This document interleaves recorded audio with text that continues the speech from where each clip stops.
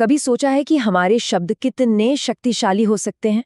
वो सिर्फ बातचीत का जरिया नहीं है, बल्कि असल में ये जबरदस्त ताकत वाले औजार हैं।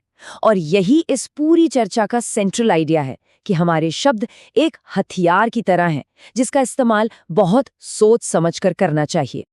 बात सिर्फ ये नहीं है कि क्या बोला गया, असली खेल इस बात का है कि कैसे बोला गया। जैसा कि ये लाइन कहती है, बातचीत में शब्दों की गिनती से ज्यादा उनका असर मायने रखता है। और यही वो बुनियादी बात है जिसे आज हम समझने वाले हैं। तो चलिए इसमें थोड़ा और गहराई से उतरते हैं। ये पूरी चर्चा कम्युनिकेशन के एक बहुत ही पावरफुल फ्रेमवर्क को हमारे सामने रखती है।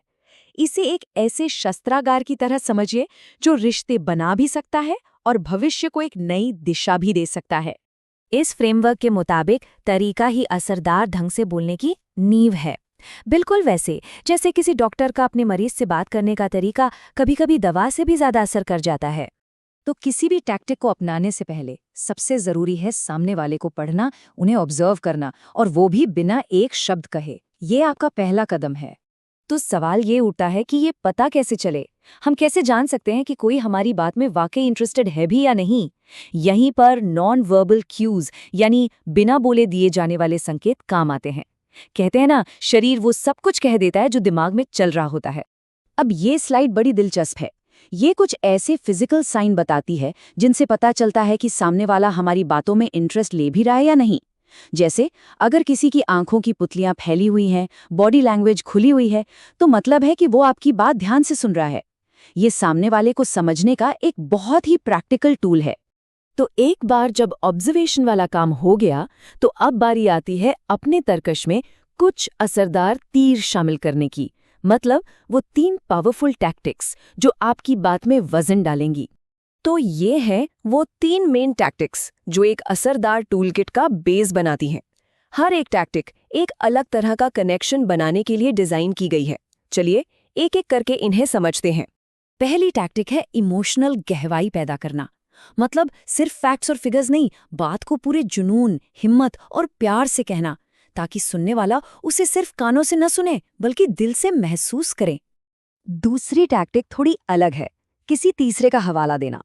इसका मतलब है कि अपनी बात सीधे सीधे कहने की बजाय किसी बाहरी कहानी, किसी घटना या किसी और के उदाहरण से कहना।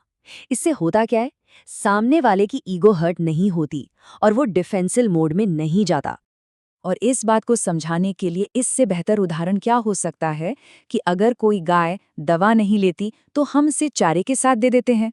बिल्कुल वही बात है, मुश्किल बात को किसी और चीज में लपेटकर पेश करना। और अब तीसरी और शायद सबसे असरदार टैक्टिक, अपनी खुद की कहानी बताना। जब कोई अपने जिंदगी के अनुभव, चाहे वो कामयाबी हो, नाकामी हो या कोई संघर्ष हो, शेयर करता है, तो एक बहुत ही पावरफुल और भरोसे वाला कनेक्शन बनता है, क्योंकि सच्ची कहानियों से लोग हमेशा जुड़ते हैं। तो सबसे जरूरी बात, ये सारे हथियार होना ही काफी नहीं है। असली जीत तो इस बात पर निर्भर करती है कि उन्हें चलाना कब है। टाइमिंग ही सब कुछ है। और टाइमिंग का सिद्धांत बहुत सीधा है। अपनी सबसे अच्छी बात या अपना सबसे मजबूत पॉइंट कभी भी शुरुआत में मत बताओ, उसे सही वक्त के लिए बचाकर रखो। इसे ऐसे समझिए, बातचीत के कुछ स्टेज होते हैं। पहले आप एक तालमेल बिठाते हैं, फिर अपनी जानकारी सामने रखते हैं। हो सकता है कि सामने से कुछ सवाल या ऑब्जेक्शंस आए, आप उन्हें हैंडल करते हैं। और फिर बिल्कुल आखिर में जब सही मौका हो, तब अपना सबसे मजबूत पत्ता खोलते हैं। इसे ही कहते हैं मैक्सिमम इम्पैक्ट। अब जब हमने ये पूरा शस्त्रागार समझ लिया है, तो एक आखिरी और सबसे जरूरी नियम की बात करते हैं। एक ऐसा नियम जिसे कभी किसी भी हालत में नहीं तोड़ना चाहिए। और वो बुनियादी नियम है, कभी किसी का अनादर न करें। देखिए, किसी भी इंसान के लिए उसका सम्मान ही उसकी सबसे बड़ी दौलत है। अगर किसी के ईगो को ठेस पहुंचा दी, तो वो आपकी बात कभी नहीं सुनेगा, चाहे आप कितने भी सही क्यों ना हो। याद रखिए, एक सौदा हाथ से निकल जाए वो बेहतर है, लेकिन किसी की नज़र में अपनी इज्जत खो देना, वो बहुत बड़ा नुकसान है। इस बात की गंभीरता को ये लाइन बहुत अच्छे से बताती है। तलवार का घाव भर सकता है, पर शब्दों का नहीं। शब्द बहुत गहरे जख्म दे सकते हैं जो शायद कभी नहीं भरते। तो हम अपनी बात वहीं खत्म करते हैं जहां से शुरू की थी। हमारे शब्द एक हथियार हैं। अब ये सोचने वाली बात है कि हम सब इसका इस्तेमाल कैसे करना चाहते हैं। कुछ बनाने के लिए या कुछ बिगाड़ने के लिए।